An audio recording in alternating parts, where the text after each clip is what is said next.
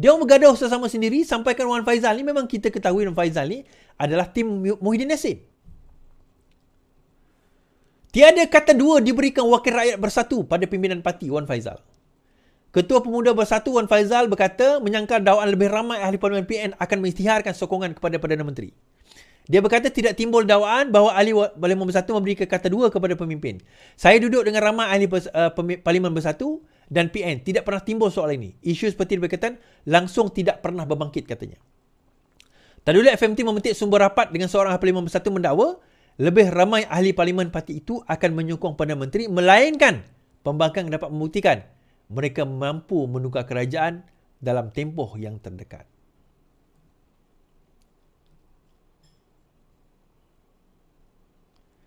Dalam masa yang sama, saya baca juga tambahan sikit. Sementara itu, Wan Faizal berkata dia akan mengusulkan kepada Majlis Pimpinan Tertinggi supaya tindakan undang-undang dibuat agar wakil rakyat beralih sokongan melepaskan kerusi masing-masing.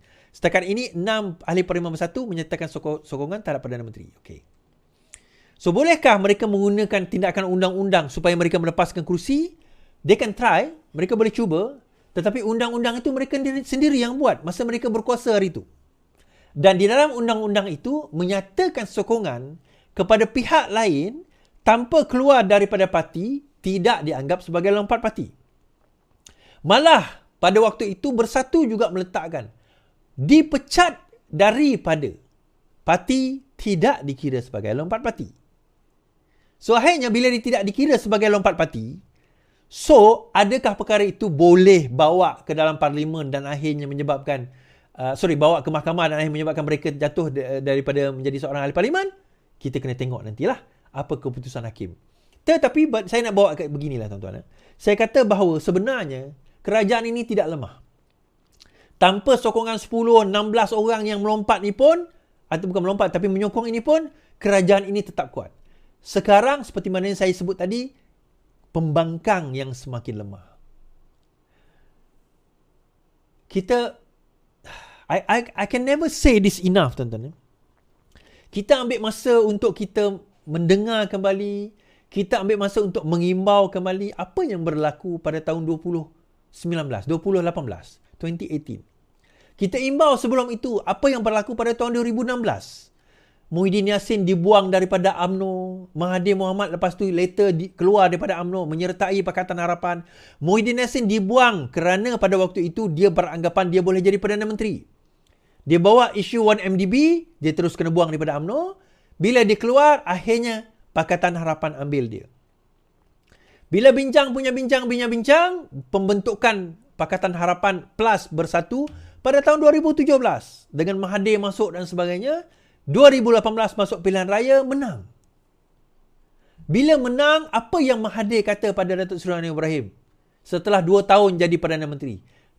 Saya tak akan bagi Anwar jadi Perdana Menteri. Kita tengok muka-muka pengkhianat daripada PKR sendiri. Azmin, Zuraidah and the gang. Ali Biju, Willy Mongin. Pada masa itu di Sarawak, dari Sarawak, Baru Bian. Ni orang yang memang anti kepada Iswardi Morni pada waktu itu.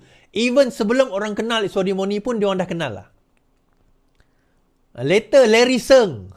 Larry Seng ni, aku ada sejarah personal dengan dia. Kan? Ali Biju ni saya tak adalah gaduh dengan dia per se lah, tak ada. Baru Bian pun saya tak pernah berjawab dengan dia, tak pernah. William Wongin pun saya tak pernah berjawab dengan dia, tapi cuma dia khianat lah.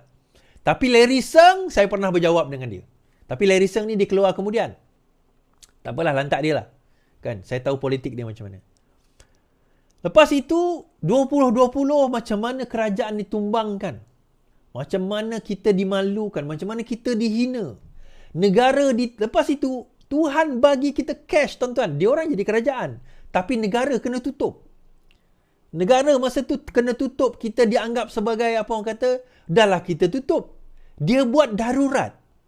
2 tahun, tuan-tuan ingat 2 tahun dia buat, dia tutup negara kita. Dia buat darurat 6 bulan. Terima kasih Yang Menderma, Yusof Ishak. Kan? Dia buat darurat lagi. On top of dia tutup negara, dia buat darurat. Sampai saya bising, tuan-tuan. Buat darurat tu tak apa, itu cerita lain. Dan akhirnya, dia kenakan kita dalam darurat itu, rupanya dia sakau duit kita. Tengok tuan-tuan, 2021. Jutaan ringgit dia minta. Ratusan juta masuk akaun. Itu yang kita tahu, yang kita tak tahu. Dan pada waktu itulah dalam keadaan mereka bergembira dengan segala kepuncak kekuatan, saya kata pengkhianat akan dikhianati. I can never say this enough lah. Bukan saya seronok lah. Saya bukan seronok dengan benda-benda macam ni. Tapi bila kita tengok berlaku depan mata kita, it's a lesson to us. PAS bersekongkol dengan pengkhianat. PAS memang dia bukan pengkhianat per se, tapi dia bersekongkol dengan pengkhianat. UMNO bersekongkol dengan pengkhianat. Tengok apa jadi. Bersatu pergi sisihkan mereka. Akhirnya mereka kalah dengan kerusi yang paling teruk dalam sejarah UMNO. Siapa yang pergi kalahkan bersatu UMNO dengan keadaan yang lebih teruk? Bukannya Pakatan Harapan. Yelah, Pakatan Harapan sikit lah. Tetapi siapa? Bersatu dan PAS ni. Yang sebelum ini mereka bergabung. Apa punya sway lah tuan-tuan. Tapi PAS ni paling sway lah. Paling sway sebenarnya PAS. Kenapa PAS paling sway tuan-tuan? PAS ni paling sway. Dia bergabung dengan semua orang yang dia gabung, semua tak jadi. Dan dia tak boleh jadi kerajaan. Dia jadi kerajaan pun sebab dia khianat, tebuk atap. Lain daripada itu dia tak boleh. Dia gabung dengan UMNO, berpecah. Dia gabung dengan Pakatan Harapan, masa itu Pakatan Rakyat, bergaduh. Tapi yang gaduh tu bukan Nik Aziz. Arwah Nik Aziz. Hadiah Awang. Tuan-tuan kena ingat, ditakdirkan Mahathir tu panjang umur, ditakdirkan juga Hadiah Awang tu panjang umur. Tuan-tuan, siapa yang buat apa orang kata Amanat Haji Hadi? Haji Hadi lah, nama pun Amanat Haji Hadi. Woi, 13,000 penonton kita malam ni. Terima kasih. Siapa yang orang kata apa? Yang beria nak mengkafirkan orang UMNO. Sembayang 2 imam, sembelihan tak halal, kahwin tak sah. Amanat Haji Hadi. Dan kita tengok Amanat Haji Hadi tu, pentaksub dia kita normal lah. Saya faham kenapa ada pentaksub ni tuan-tuan. Saya faham. Tetapi yang mengikut kemudian tu yang saya tak faham. Yang pentaksub awal tu saya faham lah. Daripada situ timbulnya fahaman. Kita kena faham Haji Hadi ni dia incline kepada Syiah. So takiyah, maki hamun, fitnah, itu tak ada masalah. Matlamat boleh menghalalkan cara asalkan agenda mereka tercapai. Agenda Islam dia bukan Islam. So look at where they are right now. Di mana mereka? Tuan-tuan perasan apa jadi pada PAS? Dengar cerita tahun ini sahaja berkemungkinan 2 orang menteri besar daripada PAS bakal ditukar. Iaitu Sanusi dan juga Menteri Besar Kelantan. Ini dengar cerita lah. Kita tengok nanti. Kan? Kita tengok nanti. Dan akhirnya tuan-tuan, kat mana hala tuju diorang ni?